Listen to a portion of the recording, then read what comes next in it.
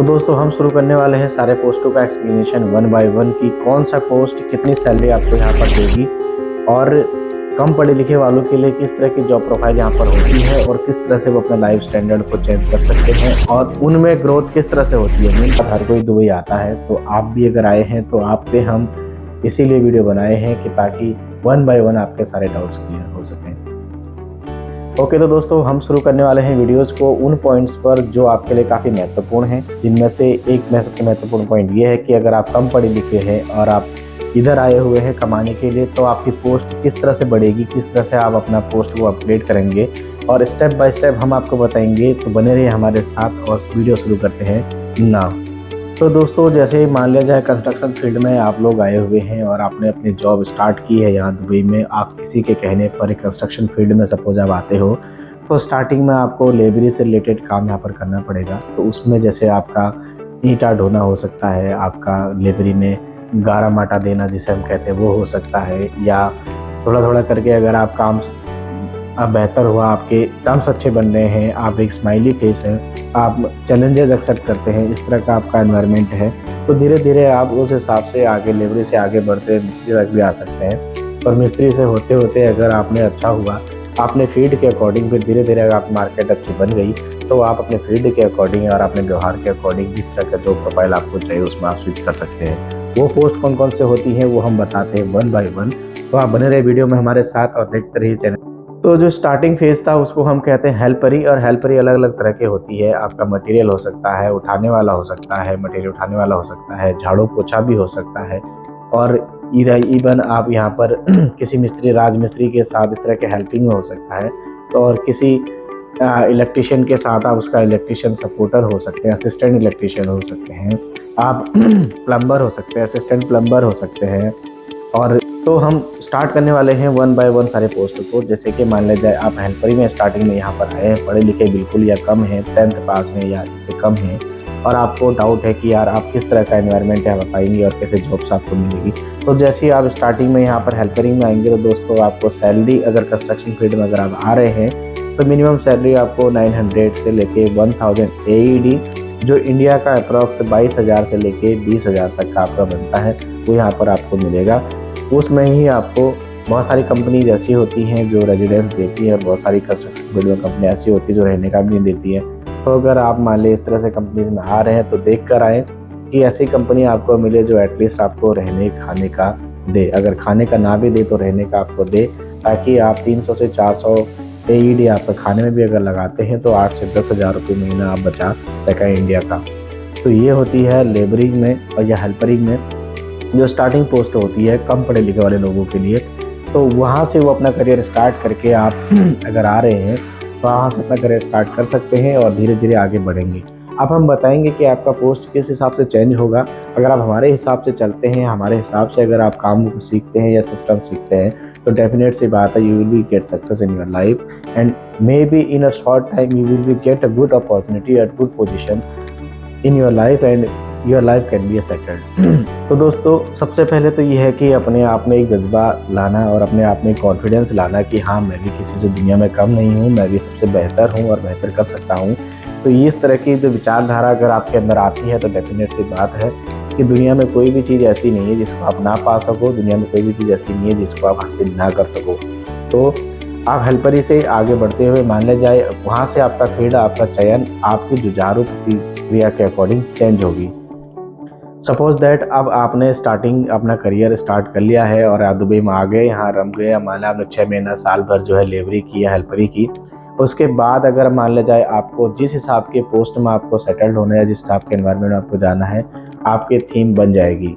मान लिया जाए आपको इलेक्ट्रिशियन का काम पसंद है तो आप इलेक्ट्रिशियन के फील्ड में चूज कर सकते हैं। उसके लिए अपने फोरमैन या सुपरवाइज़र को आप बोल सकते हैं कि मुझे इस तरह का काम पसंद है, प्लीज़ मुझे इसके हेल्परी के लिए लगाइए।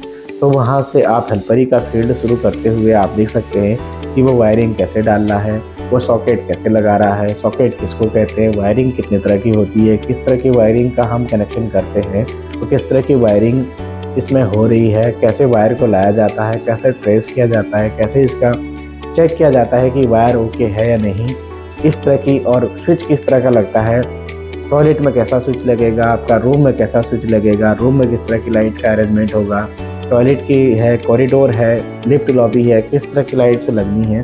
तो ये सारी जो इन्फॉर्मेशन आपको मिलेंगी वो आपके हेल्परी में स्टार्टिंग में मिल जाएगी। और इन चीज़ों को आपको बहुत अच्छी तरीके से सीखना है क्योंकि ये आपके बहुत काम आने वाले आगे। फर्स्ट पॉइंट आपका ये है दोस्तों, मान लिया आपका इलेक्ट्रिकल में इंटरेस्ट नहीं है, आपका मैकेनिकल या प्लम्बिंग में है, तो प्लम्बिंग में आपको ये सीखना है किस तरह की पाइपिंग डाली जाती है, किस तरह से पाइप की कटिंग की जाती है, कितना उसका बोर रखा जाता है, किस तरह का ग्लू यूज किया जाता है और ग्लू के लिए किस तरह का टाइप्स होता है, किस तरह का पाइपिंग आप डाल रहे हो। टेम्परेचर पाइपिंग अलग होती हैं जो आपके हीटर थर्मल के लिए अलग लगती हैं, जो आपकी नॉर्मल पाइप्स होती हैं वो अलग लगती हैं, बोरिंग क्या है वो अलग रहती हैं, टॉयलेट बाथरूम की जो पाइप्स होती हैं वो अलग लगती हैं। तो टाइप्स ऑफ पाइप्स क्या हैं, कितने तरह का पीवीसी पाइप्स या किसी अलग तरह का पाइप यूज होता है, उन पाइप का यूटिलाइजेशन कैसे करते हैं, कैसे उसके साइज सिलेक्शन का काम करते हैं, ये सारी चीज़ें आपको स्टार्टिंग में सीखनी पड़ेंगी। उसके बाद कटिंग कैसे करते हैं, कितने mm पे काटने पर परफेक्ट आएगा, वो सारी चीज़ें आपको हेल्परी में सीखने को मिलेगी। तो ये है आपका फर्स्ट पॉइंट अगर आप प्लम्बिंग के क्षेत्र में जा रहे हैं। तो अब नेक्स्ट हम चलते हैं मैकेनिकल के क्षेत्र में। मान लीजिए मैकेनिकल हेल्पर आप आते हैं और कंस्ट्रक्शन फील्ड में अगर आप आते हैं तो दोस्तों तो सबसे पहले आपको ये सीखना पड़ेगा कंस्ट्रक्शन फील्ड मैकेनिकल में कि आप स्टार्टिंग कैसे कर रहे हैं। आप मान ले जाए विंडो आप डोर लगा रहे हैं कैसे लगा रहे हैं, विंडो लगा रहे हैं कैसे लगा रहे हैं, डक्ट बना रहे हैं कैसे बना रहे हैं, डक्टिंग का साइज सिलेक्शन कैसे कर रहे हैं, या आप किसी एक पर्टिकुलर साइज को आपको दे दिया गया है कि यहाँ पर इसको फिक्स कीजिए, तो उस एरिया में आपको उतने क्रॉस सेक्शनल पे काट के किस तरह से फिट करना है, वो सारी चीज़ें अगर आप ये सीख जाते हैं तो आपका जो इन फील्ड का जो बेसिक है वो क्लियर हो जाता है और ये आपको सीखना है। यही आप सीखने के बाद आप नेक्स्ट स्टेप जा सकते हैं। दोस्तों ये वीडियो काफ़ी लंबी होने वाली है क्योंकि इसमें हम आपको बताने वाले हैं पूरी MEP का डिटेल, जिसमें MEP के अंदर आप किस किस तरह के पोस्ट आते हैं। अगर आप कम पढ़े लिखे हैं तो ये आपके लिए वीडियो वरदान साबित हो सकती है, बट आपको देखने की ज़रूरत है शुरू से लेकर लास्ट तक और पूरे तन्मय के साथ। उसके साथ ही हम आपको बताएंगे कि किस तरह का एनवायरनमेंट आपको मिलेगा और कैसे आप अपने लाइफ को चेंजेस कर सकते हैं। उसके बाद दोस्तों जैसे ही आप इस काम का हेल्पर काम सीख सकते हैं तो उसके लिए आप नेक्स्ट में आप अप्लाई कर सकते हैं या अपने बॉस से, या बहुत सारे हमारे जो दोस्त हैं जो कम पढ़े लिखे हैं उनको हमने देखा है कि वो एक अच्छे इलेक्ट्रीशियन है, अच्छे प्लम्बर है, अच्छे मैकेनिक है, इसके साथ साथ एक अच्छे फोरमैन है। क्योंकि ये जो पोस्ट जाती है दोस्तों ऐसी जाती है, हेल्पर से आप आओगे टेक्नीशियन में, टेक्नीशियन से सीनियर टेक्नीशियन से आपको इलेक्ट्रीशियन या जो भी है मैकेनिक या फिर प्लम्बर, उसके बाद आप जाओगे फोरमैन तक। अगर आप कम पढ़े लिखे हो तो फोरमैन से लेकर सुपरवाइजर तक की पोस्ट पर आ सकते हो। जब आप सुपरवाइजर की पोस्ट पर आओगे तो स्टार्टिंग में आपने 1000 से स्टार्ट किया था और अभी करंट में सुपरवाइजर को कम से कम 4000 से 5000 AED यानी का आपका 80,000 से 1 लाख तक की सैलरी यहाँ पर आराम से मिल जाती है। तो ये है पोस्ट का कैटेगराइजेशन, इस तरह से आपको सीखना है, इस तरह से आपकी स्ट्रगल्स आपकी लाइफ में आएंगी। तो ये थी दोस्तों पोस्ट बाय पोस्ट। अब मान लिया जाए आप एक इलेक्ट्रीशियन आते हैं तो इलेक्ट्रीशियन की सैलरी यहाँ पर 1800 से 2000 AED की अप्रॉक्स होती है, जिसको अगर हम कैलकुलेट करते हैं तो इंडिया में 44-45 हज़ार से लेकर 50-55-60 हज़ार तक यहाँ पर एक इलेक्ट्रीशियन, एक मैकेनिक, एक प्लम्बर की सैलरी जाती है। तो इस तरह का जो सैलरी ग्राफ है वो आपको डिस्प्ले पे दिखाई दे रहा होगा। तो इस तरह का आपका सैलरी और लाइफ स्टेटस होगा, उस हिसाब से आप अपने लाइफ चेंज कर सकते हैं। और अच्छी कंपनी जो होती हैं वीज़ा में और फैसिलिटीज़ आपको देती हैं।